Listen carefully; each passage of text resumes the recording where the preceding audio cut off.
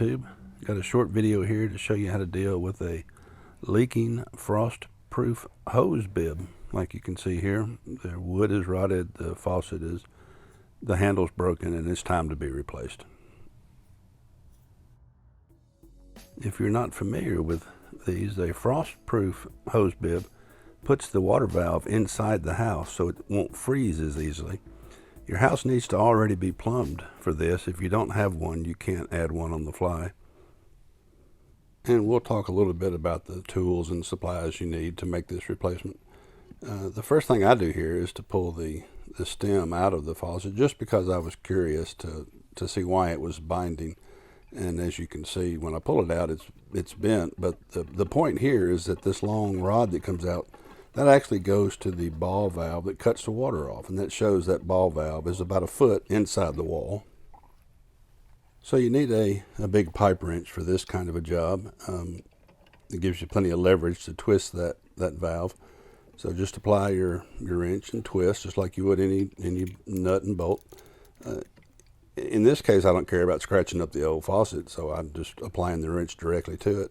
When I put the new faucet in, I'll cover that faucet with a cloth or something so that I don't mar it up.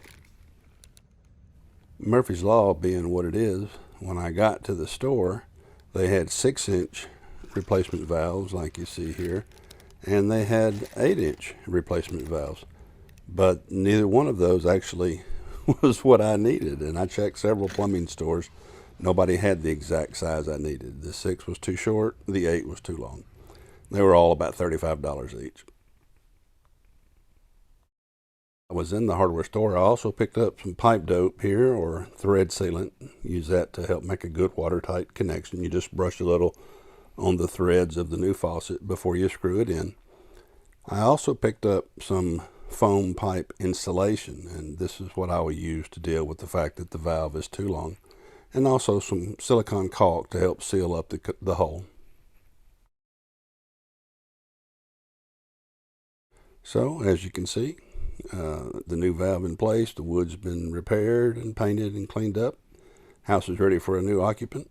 Faucet looks great, doesn't leak, and that foam, just cut a piece to fit behind the faucet, caulked it to the wall, sealed the hole, make a good weather-tight connection. And that's all there is to it. It literally screws in and out like a nut and bolt, and if you have a good-sized pipe wrench, you won't have any trouble turning it. Well, that's it. Thanks for watching. I appreciate it. If you don't mind, give this video a thumbs up. It really helps out the YouTube algorithm. And if you're not currently a subscriber, go ahead and hit that subscribe button and the notification bell, and you'll be alerted when I post other videos that you might find interesting. Appreciate you watching. Come back next time. Thanks.